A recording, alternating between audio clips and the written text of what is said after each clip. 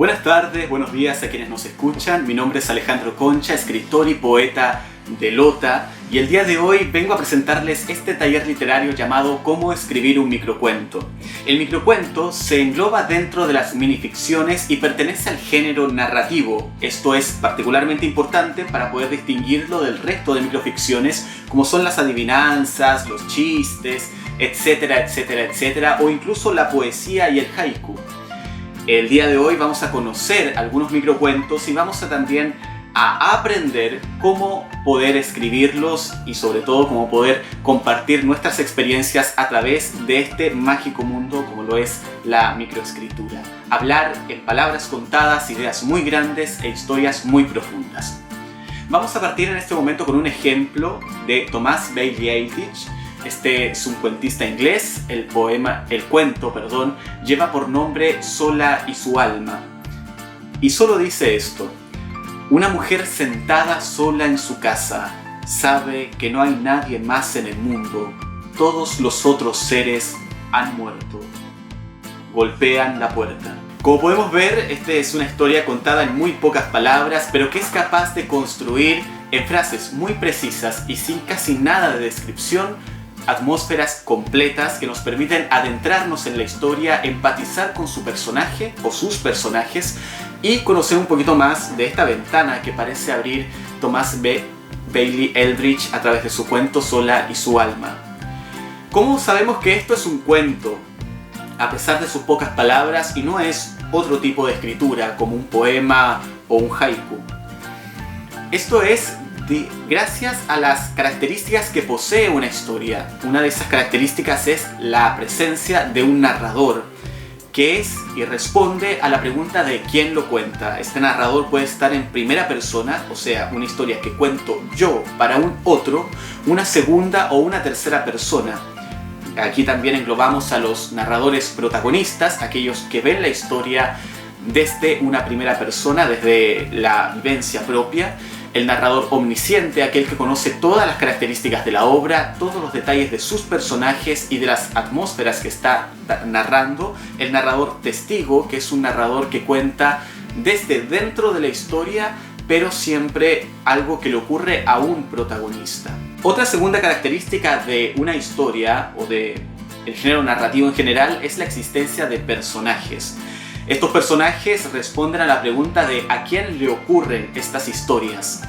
Aquí se engloba el protagonista y los personajes secundarios, terciarios, el antagonista, que es normalmente quien se opone a los objetivos del protagonista. Normalmente nosotros lo conocemos como el villano de la historia, pero que no necesariamente tiene que ser el malo o aquel que, digamos, está siempre con las ganas de tratar de serrucharle el piso al personaje principal, sino más bien de aquel que de alguna forma representa el lado opuesto de aquel que vive la historia y que de alguna manera le acontecen los sucesos que en esta se narran. La tercera característica principal de una historia es la acción narrativa, y aquí es, digamos, el meollo de aquello que distingue al microcuento de otras formas de microficciones, como ya hablábamos de la adivinanza o del poema. La acción narrativa responde a la pregunta de ¿qué ocurre? En esto está la estructura de una narración, donde está el principio, el desarrollo y el final. Y en ese desarrollo encontramos un punto álgido, un sitio en donde ocurre el principal conflicto, donde está el nudo, el lugar donde lleva mayor peso dramático y que nos traslada a conocer el final de una obra. Finalmente, y para terminar con estos elementos de una historia, estas principales características del género narrativo, está el contexto, el dónde y el cuándo ocurre. Una época, ¿dónde ocurre tu historia? ¿Ocurre en los años 20, en la Belle Époque de Francia, o ocurre en un ambiente cotidiano, en el ahora, en el ya, o en el futuro, ¿verdad? Como en la ciencia ficción. ¿Y dónde ocurre esto? ¿Ocurre en nuestra comuna de Lota? ¿O ocurre en Concepción? ¿O en otro país? ¿En otro planeta? ¿En otra línea temporal? Eso es misión de ti, como narrador, como autor, de poder plasmarlo en tu historia y dejarlo sutilmente contado a través de tu experiencia, de tu narración. Volvemos entonces al microcuento Sola y su alma de Thomas Bailey Aldrich. El cuento, lo repito, dice: una mujer sentada en su casa sabe que no hay nadie más en el mundo. Todos los otros seres han muerto, golpean la puerta. Tiene un narrador, por supuesto, sabemos que hay alguien que nos está contando la historia.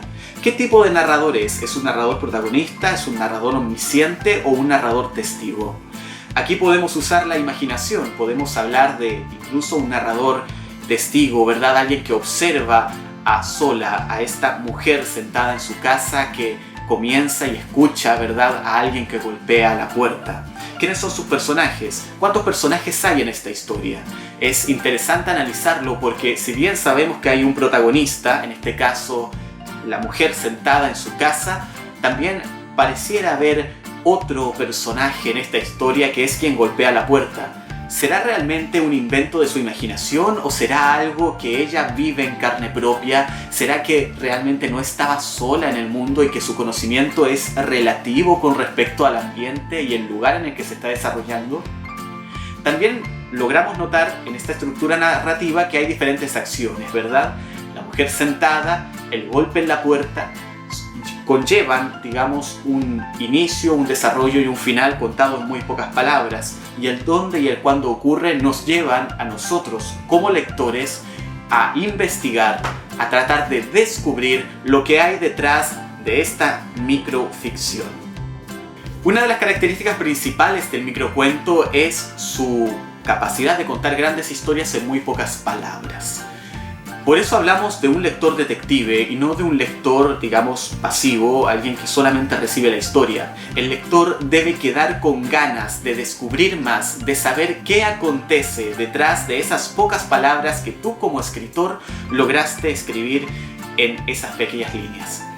Por eso algunas claves para poder escribir un microcuento son: primero, la acción mínima. Acciones pequeñas conllevan a grandes resultados.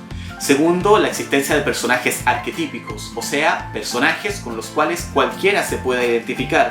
Si nosotros nos pusiéramos a describir a la protagonista de esta historia y dijéramos que, por ejemplo, es una anciana que se llama María y que vive en Francia, muy probablemente terminaríamos coartando las posibilidades del lector de imaginar más allá y de querer descubrir. Nosotros queremos un lector que sea curioso, que tenga hambre de conocer más de la historia. Y ahí es donde está el elemento sorpresa. El tercero es el tono. Muy probablemente si contáramos esta historia con un tono más satírico o más irónico, aquel que lo leyera lo leería también con un poquito de gracia, un poquito de chiste. Como ustedes ven, Thomas Elvey Eldritch logró construir un cuento con una atmósfera pesada, ¿verdad? Con mucha incertidumbre, hasta con un poquito de miedo y un poquito de misterio. Eso se logra a través de las palabras que nosotros somos capaces de ocupar al momento de construir un microcuento. La cuarta clave del microcuento es la economía del lenguaje. Hay que sugerir, no hay que contar. Esto se logra a través de acciones, como ya decíamos, mínimas y con la menor cantidad de descripción posible, siempre pensando que el final debe ser un final que le permita al lector adentrarse en un mundo distinto. Por eso, la quinta clave es el elemento sorpresa. Muy bien, ahora vamos a pasar a un ejercicio. Es hora de escribir. Busca una fotografía en tu casa, cualquiera. Puede ser de tus abuelos, o puede ser de tus padres, o puede ser una que esté en tu teléfono. E identifica y crea una historia con esa imagen. Recuerda, economiza el lenguaje. Pocas palabras son capaces de abrir muchas más posibilidades a través de una microhistoria y además te van a permitir llegar de una manera distinta al lector. Recuerda que una historia debe tener un narrador, personajes, un desarrollo, un nudo y un desenlace, además de un contexto donde ocurre. Las acciones son mínimas, sus personajes son arquetípicos y debemos cuidar muy bien el tono. Economiza el lenguaje, sugiere antes de contar y recuerda siempre guardar una sorpresa al final de tu historia. Muchas gracias por escuchar, por estar presentes. Espero de que les haya servido mucho este taller, este micro taller. Y adéntrense en el mundo de la escritura y de la palabra. Muchas gracias al Centro Cultural Comunitario Pabellón 83 de la Fundación CEPAS, que nos permite, a pesar de las distancias, estar en iniciativas y en espacios como este.